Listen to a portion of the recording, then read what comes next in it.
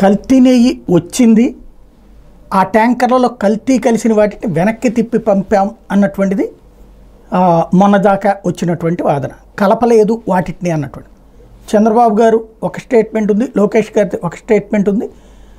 ఇవన్నీ మధ్యన ఇప్పుడు అంటే ఇంతవరకు జనం నమ్మింది ఏంటంటే కల్తీ అన్నటువంటిది జరగలేదు, ఆ ట్యాంకర్లను మధ్యలోనే ఆపారు కాబట్టి అనేటువంటిది. అయితే అదే సందర్భంలో రాజకీయంగా ఇంతకుముందు కలిపి ఉంటారు అనేటటువంటి అనుమానాన్ని వ్యక్తం చేయడం ఎంతవరకు రైట్ అన్న చర్చ మధ్యలో లేదు. మొన్న వచ్చిన ట్యాంకర్లలో కూడా తెలియక కలిపేశాం, కలిపి సప్లై చేసేసాం, దానికి కారణమైన సంస్థ మీద చర్య తీసుకోండి అంటూ తిరుమల తిరుపతి దేవస్థానం చేసిన కంప్లైంట్ సంచలనాత్మకమైనటువంటి ఫిర్యాదు ఇది. శ్రీవారి ప్రసాదాల తయారీకి జంతువులు పందికొవ్వుతో కల్తీ చేసి నెయ్యిని సరఫరా చేసిందంటూ తమిళనాడులోని దిండిగల్కి చెందిన AR dairy foods private limited సంస్థ మీద తిరుమల తిరుపతి దేవస్థానం ప్రొక్యూర్మెంట్ విభాగం జనరల్ మేనేజర్ పి మురళీకృష్ణ బుధవారం తిరుపతి తూర్పు పోలీస్ స్టేషన్లో ఫిర్యాదు చేశారు. ఆ సంస్థ సరఫరా చేసి నెయ్యిలో పంది జంతు కొవ్వులు కలిసినట్టుగా గుజరాత్లోని ఆనంద్లో ఉన్న national dairy development board NDDB కాప్ ల్యాబ్ చెప్పింది కాబట్టి దానికి ఏదైతే వాళ్ళు ఇచ్చినటువంటి నివేదికకి సంబంధించినటువంటిది కాఫ్ ల్యాబ్ నిర్ధారించిందని తెలిపారు. వివిధ గుత్తేదారు సంస్థలు తిరుమల తిరుపతి దేవస్థానం సరఫరా చేస్తున్న నెయ్యిలో నాణ్యత లోపిస్తోందని గుర్తించి వాటిని ముందే హెచ్చరించామన్నారు. మిగతా గుత్తేదారు సంస్థలు తీరు మార్చుకుని నాణ్యత మెరుగుపరిచాయని, కానీ ఎన్ని హెచ్చరికలు చేసినా ఏఆర్ డైరీ ఫుడ్స్లో మాత్రం మార్పు రాలేదని చెప్పారు. నెయ్యిలో కల్తీ నిర్ధారించే పరీక్షల కోసం తిరుమల తిరుపతి దేవస్థానం గతంలో ఎప్పుడూ బయట ల్యాబులకు నమూనాలు పంపలేదు.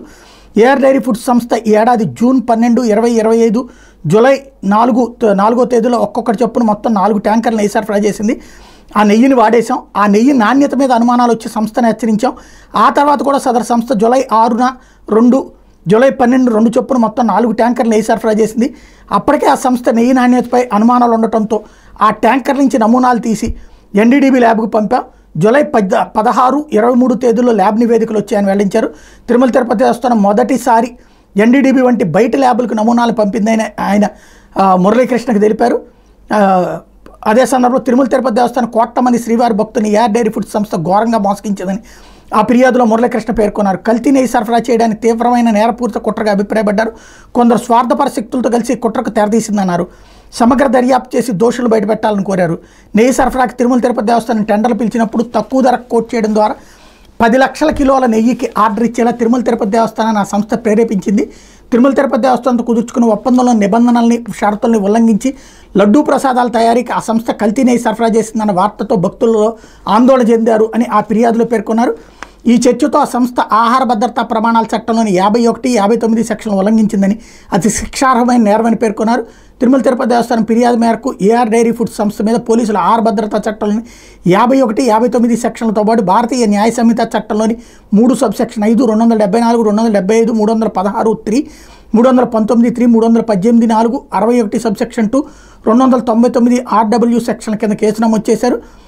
సెక్షన్ 274 అంటే ఆహారాన్ని పానీయాన్ని కల్తీ చేయడం, సెక్షన్ 275 కల్తీ హానికరమైన ఆహారాన్ని పానీయాన్ని విక్రయించడం, సెక్షన్ 318 సబ్సెక్షన్ 3 తెలిసి ఇతరులను మోసం చేయడం, ఎదుటి వ్యక్తికి నష్టం జరిగేలా చేయడం, సెక్షన్ 318 సబ్సెక్షన్ 4 మోసపూరితమని తెలిసి విక్రయించడం, సెక్షన్ 299 RW ఉద్దేశపూర్వకంగా ఏ మార్గం ద్వారానైనా మతపరమైన మనోభావాలు దెబ్బతీయడం, 61 సబ్సెక్షన్ 2 మోసపూరితంగా నేరాన్ని తప్పును ప్రోత్సహించడం, 3 సబ్సెక్షన్ 5 అందరికీ నేరం ఆపాదించడం. ఈ శ్రీవారి లడ్డూ నాణ్యత మీద భక్తుల నుండి అనేక ఫిర్యాదులు రావడంతో దానికి కారణమేంటో పరిశీలించామని మురళీకృష్ణ పేర్కొన్నారు. తిరుమలకు 1500 కిలోమీటర్ల పరిధిలో ఉన్న సంస్థల నుంచి 10 లక్షల కిలోల నెయ్యి సరఫరాకి 2024 మార్చి 12 టెండర్లు పిలిచాం. కిలో $319.80 ధర కోట్ చేసిన ఏఆర్ ఫుడ్స్ సంస్థకు 2024 మే 8 టెండర్ ఖరారైంది. మే 15 సప్లై ఆర్డర్ ఇచ్చాం. ఆ ధరకు నెయ్యి సరఫరా చేయడం గిట్టుబాటు కాదు, అయినా ఆ సంస్థ ముందుకు వచ్చిందని ఆ ఫిర్యాదులో పేర్కొన్నారు. NDDB పంపిన అన్ని నమూనాల్లోనూ పంది గొడ్డు కొవ్వు కలిసిందని, తీవ్రస్థాయిలో కల్తీ జరిగిందని తేలింది. అది చూసి తీవ్రంగా కలెక్ట్ చెందాం. దిట్టం అనుసరించి చేసే స్వామివారి లడ్డూ ప్రసాదాల తయారీలో నెయ్యి కీలకం. అది నాణ్యంగా లేకపోతే కోట్ల మంది భక్తుల ఆరోగ్యంతో పాటు మతపరమైన మనోభావాలు విశ్వాసాలపై ప్రభావం చూపుతుంది. ఏఆర్ ఫుడ్స్ సంస్థ నాణ్యత నిబంధనలను అనుసరించి మంచి నెయ్యి సరఫరా చేస్తుందని మేము విశ్వసించాం, కానీ దానికి భిన్నంగా వ్యవహరిస్తోందని నమూనా పరీక్షలో తేలిందని పేర్కొన్నారు. కల్తీ నెయ్యి సరఫరా చేసిందని తేలంతో ఏఆర్ డైరీ ఫుడ్స్కి జూలై 22, 23, 27 తేదీల్లో నోటీసులు జారీ చేశామని, 28న రిజైండర్ నోటీస్ పంపించామని తెలిపారు. దీని మీద ఆ సంస్థ జూలై 28, సెప్టెంబర్ 4న వివరణిస్తూ తాము ఎలాంటి కల్తీ నెయ్యి సరఫరా చేయలేదని తెలిపిందన్నారన్నటువంటి విషయాన్ని ఇక్కడ హైలైట్ చేశారు.